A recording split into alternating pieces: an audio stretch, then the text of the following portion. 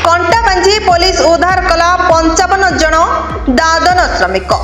बेआईन दादन श्रमिक उद्धार। राज्य बाहर को दादन चलन पूर्व माड़ी बसला बलांगीर जिला कंटाबांझी पुलिस। दादन सरदार घर भीतर 55 जन दादन श्रमिक उद्धार कला कंटाबांझी पुलिस। श्रमिक माने नुआपड़ा ग्राम बलांगीर जिला अंचल बोली परिचय मिली। उद्धार श्रमिक मानक मध्य 25 जन पुरुष श्रमिक, 16 जन महिला और छोट पिला 14 जन थिबा जना पड़ी। कंटाबांझी 8 नंबर वार्डर दादन सरदार घरे एही श्रमिक माने थिले।